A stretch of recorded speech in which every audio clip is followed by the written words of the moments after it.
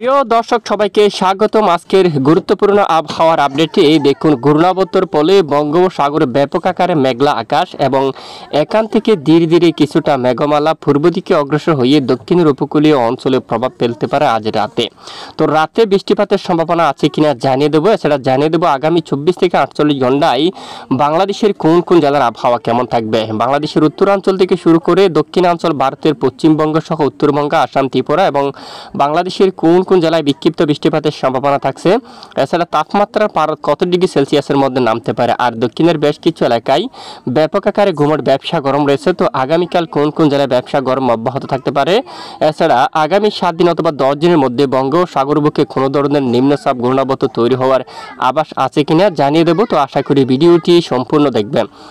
আর ভালো লাগলে লাইক করবেন। সবার আগে গুরুত্বপূর্ণ আবহাওয়ার খবর পেতে চ্যানেলটি সাবস্ক্রাইব করে পাশের বেল বাটনে ক্লিক করে রাখবেন। আর ভিডিওটি কোন জেলা থেকে লাইভ দেখছেন কমেন্ট করে জানিয়ে দিন।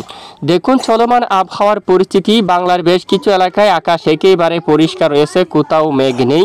উত্তরাঞ্চল থেকে শুরু করে দেশের দক্ষিণাঞ্চল এবং ভারতের পশ্চিমবঙ্গ সহ আসাম, ত্রিপুরা সকল এলাকায় আকাশ একেবারে পরিষ্কার। দক্ষিণের কিছু কিছু এলাকায় আংশিক মেঘ প্রবেশ করছে। খুলনা বিভাগের কিছু কিছু এলাকায় সামান্য মেঘের আনাগোনা রয়েছে। শ্রীকম, তাপুর, শিবনগর, সাতক্ষীরা থেকে শুরু করে সুন্দরবন, মংলা, পায়রা, জিয়ানগর, খাওখালী, মঠবাড়িয়া, মির্জাগঞ্জ, বরিশাল এদিকে আংশিক মেঘের আনাগোনা রয়েছে। তবে এই মেঘ থেকে বৃষ্টিপাত হওয়ার কোনো ধরনের সম্ভাবনা নেই। আর বঙ্গোপসাগরে ঘূর্ণাবর্তের ফলে ব্যাপক আকারে মেঘ কিন্তু ছড়িয়ে গেছে। দেখুন, এখান থেকে কিছুটা মেঘ ধীরে ধীরে পূর্ব দিকে অগ্রসর হয়ে বাংলাদেশের দক্ষিণের উপকূলীয় অঞ্চলে প্রবেশ করতে পারে। এই মেঘ থেকেও তেমন ঝড় বৃষ্টিপাত হওয়ার সম্ভাবনা নেই। দেখুন, একেবারে বঙ্গোপসাগর থেকে ধীরে ধীরে কিছুটা মেঘের অংশ পূর্ব দিকে আগাচ্ছে। দেখুন, এখানে পূর্ব দিকে অগ্রসর হয়ে সরাসরি টেকনাফ, কক্সবাজার, উখিয়া এখানে কিন্তু প্রবেশ করতে পারে। সামান্য আকাশ মেঘলা হলেও এই মেঘ থেকে বৃষ্টিপাত হওয়ার তেমন সম্ভাবনা নেই। আগামী 24 ঘন্টায় বেশ কিছু এলাকায় আকাশ পরিষ্কার থাকতে পারে। দক্ষিণের কিছু কিছু এলাকায় আকাশ সামান্য মেঘলা হতে পারে। তো আমরা একটু পরে বৃষ্টিবাহী মোড় গিয়ে আপনাদেরকে দেখিয়ে দেবো। এদিকে দেখুন, কলকাতা সহ কোলাঘাট এবং হালদিয়া, দক্ষিণ 24 পরগনা, উত্তর 24 পরগনা আকাশ আংশিক মেঘলা নিয়ে পরিষ্কার রয়েছে। কোলাঘাট, খড়গপুর, ঝাড়গ্রাম দেখুন, এখানে পূর্ব মেদিনীপুর, পশ্চিম মেদিনীপুর থেকে শুরু করে আরামবাগ, চন্দননগর, শান্তিপুর, বর্ধমান, এখানে দুর্গাপুর, বাঁকুড়া, পুরুলিয়া সকল জেলায় আকাশ পরিষ্কার থাকছে। কোনো ধরনের বৃষ্টিপাতের সম্ভাবনা নেই। একেবারে উত্তরবঙ্গে আলিপুরদুয়ার, শিলিগুড়ি এবং দার্জিলিং সহ গোলাপাড়া, গুয়াহাটি, শিলং সকল জেলায় রাতে আকাশ একেবারে পরিষ্কার। বৃষ্টিপাত হওয়ার মতো পরিবেশ কিন্তু কোথাও নেই। দেখুন আপনারা, ঘূর্ণাবর্তের ফলে এখানে বঙ্গোপসাগরে বৃষ্টিপাত থাকবে। বিশাখাপট্টনম, ভারতের এই অঞ্চলে কিন্তু বৃষ্টিপাত থাকতে পারে। তো আসুন আমরা সরাসরি মেঘলা মোডে চলে যাই। পরবর্তী 24 থেকে 48 ঘন্টায় কোন কোন জেলার আবহাওয়া কেমন থাকবে আমরা দেখে নিই। তো দেখুন, আগামীকাল মঙ্গলবার 12 নভেম্বর সারাদিন যদি আমরা একটু লাইভ ট্রেক করি, দেশের দক্ষিণের কিছু কিছু এলাকায় সামান্য মেঘের আনাগোনা থাকতে পারে। দেখুন কোন কোন জেলায় একেবারে দক্ষিণ খুলনা বিভাগের একেবারে দক্ষিণ উপকূলীয় অঞ্চল জুড়ে সামান্য আকাশ মেঘলা থাকবে। হালদিবাড়ি, তারপর এদিকে দেখুন এখানে হালদিবাড়ি, গঙ্গাসাগর, এদিকে দেখুন আপনারা এই যে সুন্দরবন, মঠবাড়িয়া, পিরোজপুর এদিকে আকাশ কিছুটা মেঘাচ্ছন্ন থাকতে পারে। এছাড়া অন্যান্য জেলায় আকাশ আংশিক মেঘলা নিয়ে পরিষ্কার থাকবে।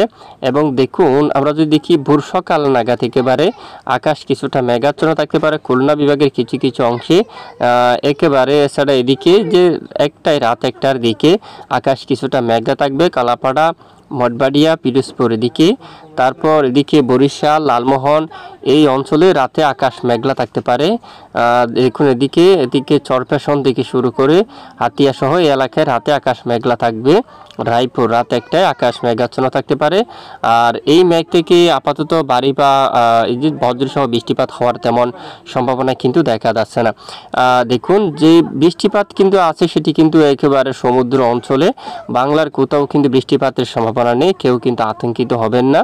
এবং পরের দিন লাইভ ট্রেক করে আমরা দেখি বুধবার 13 নভেম্বর এই যে ধীরে ধীরে দেশ থেকে মেঘের ঘনত্ব অনেকটাই কেটে যাচ্ছে। একেবারে পরিষ্কার আকাশ থাকার সম্ভাবনা রয়েছে। রাজধানী ঢাকা বিভাগ থেকে শুরু করে একেবারে উত্তরাঞ্চল ময়মনসিংহ, সরিষাবাড়ি এবং দেখুন রাজীবপুর, বাঘমারা সহ উত্তরবঙ্গের সকল এলাকায় পরিষ্কার আকাশ থাকবে।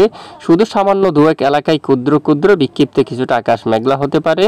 দেখুন শিলিগুড়ি এছাড়া আলিপুরদুয়ার, গাংটক এবং একেবারে উত্তরে দার্জিলিং আকাশ আংশিক মেঘলা নিয়ে পরিষ্কার থাকতে পারে। রাজশাহী বিভাগের সকল জেলায় আকাশ পরিষ্কার থাকার সম্ভাবনা রয়েছে।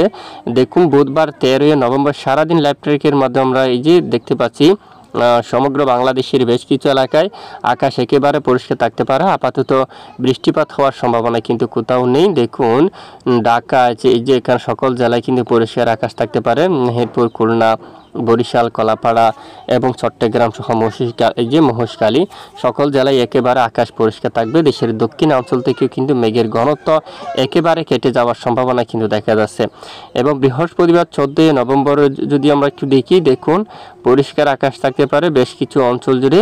আপাতত বৃষ্টিপাত হওয়ার তেমন সম্ভাবনা নেই। দেখুন আগামী কয়েকদিন যদি আমরা একটু লাইভ ট্রেকের মধ্যে আপনাদেরকে দেখাই আবহাওয়ার পরিস্থিতি, একেবারে বাংলার বেশ কিছু এলাকায় আকাশ পরিষ্কার থাকতে পারে, কোথাও বৃষ্টিপাত হওয়ার মতো পরিবেশ কিন্তু দেখা যাচ্ছে না। তো দেখি আমরা পরের 10 দিনের বৃষ্টির পরিমাণ মোড়ে গিয়ে বৃষ্টিপাতের আভাস আছে কিনা। দেখুন পরবর্তী 10 দিনের আবহাওয়ার বৃষ্টিবাহী মোড়ে চলে আসলাম। পরবর্তী 10 দিনের মধ্যে বাংলাদেশের উপর তেমন বৃষ্টিপাত শুরু হওয়ার সম্ভাবনা কিন্তু নেই। যদি আভাস আমরা পাই বা ইউরোপিয়ান মডেল থেকে আপডেট আসে তারপর আপনাদেরকে জানাবো। তবে আপাতত এই মুহূর্তে আবহাওয়ার রিপোর্ট অনুযায়ী, আপডেট অনুযায়ী দেশের কোথাও বৃষ্টিপাতের সম্ভাবনা নেই। রংপুর থেকে শুরু করে রাজশাহী বিভাগ, ময়মনসিংহ বিভাগ, সিলেট, ঢাকা, খুলনা, বরিশাল, চট্টগ্রাম সকল জেলায় আকাশ পরিষ্কার থাকতে পারে। আপাতত বৃষ্টিপাতের সম্ভাবনা নেই। একেবারে দক্ষিণ চট্টগ্রাম বিভাগের পূর্ব দিকের পাহাড়ি দুয়াক এলাকায় সামান্য বিক্ষিপ্ত বৃষ্টিপাত থাকতে পারে। বাকি অঞ্চলে কোনো ধরনের বৃষ্টিপাত হওয়ার মতো সম্ভাবনা কিন্তু দেখা যাচ্ছে না।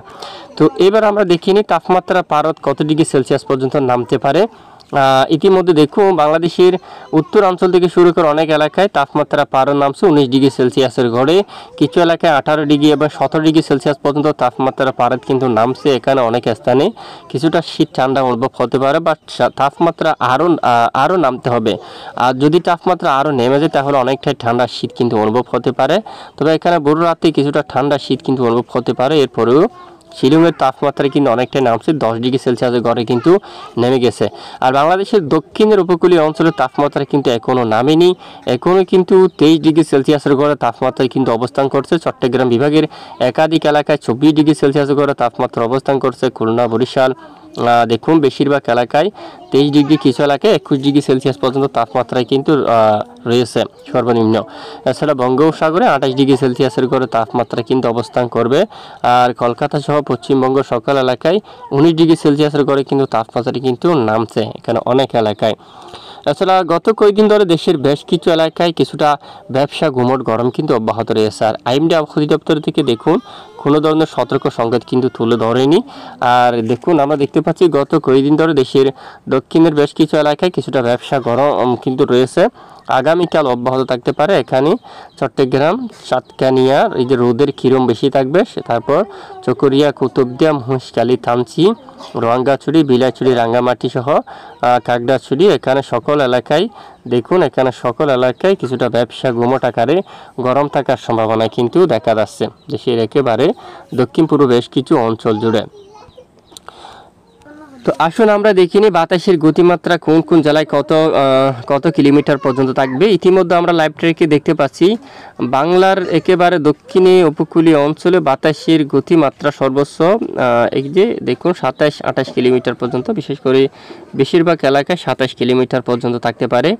এবং অন্যান্য এলাকায় চট্টগ্রাম বিভাগের আরও বিভিন্ন এলাকায় 20 কিলোমিটার পর্যন্ত থাকবে বা 21 কিলোমিটার পর্যন্ত থাকতে পারে। এছাড়া বরিশাল সহ খুলনা সর্বোচ্চ বাতাসের গতিমাত্রা উঠতে পারে 19 থেকে 20 কিলোমিটার পর্যন্ত। ঢাকায় 18 কিলোমিটার পর্যন্ত বাতাসের গতিমাত্রা।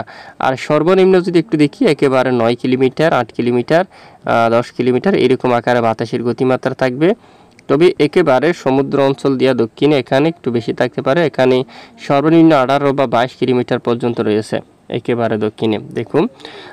দেখুন তো এই মুহূর্তে বঙ্গোপসাগর নিরাপদ রয়েছে বর্তমান। এদিকে দেখুন কোনো ধরনের উত্তাল পরিবেশ কিন্তু এখানে বঙ্গোপসাগরের বুকে নেই।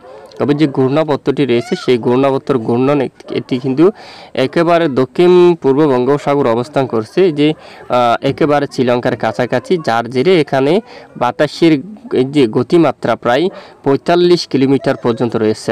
বাতাসের গতিমাত্রা ৪৫ কিলোমিটার, এটি কিন্তু বাংলাদেশ অথবা পশ্চিমবঙ্গ থেকে অনেকটাই দূরে, একেবারে দক্ষিণ পূর্ব বঙ্গোপসাগরে। এখানে ভারী মেঘ তৈরি হবে, সাথে মাঝারি থেকে ভারী বৃষ্টিপাত থাকবে।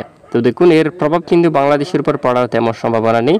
এটি সরাসরি যে বিশাখাপট্টনম, মাদুরাই, এই যে বেঙ্গালুরুর উপর এই যে এখানে আঘাত করার সম্ভাবনা, এখানে ভারী বৃষ্টিপাত করার সম্ভাবনা কিন্তু থাকবে। বাংলার আবহাওয়া পরিষ্কার থাকতে পারে। এ হচ্ছে আজকের আবহাওয়ার আপডেট। এতক্ষণ সঙ্গে থাকার জন্য অসংখ্য ধন্যবাদ।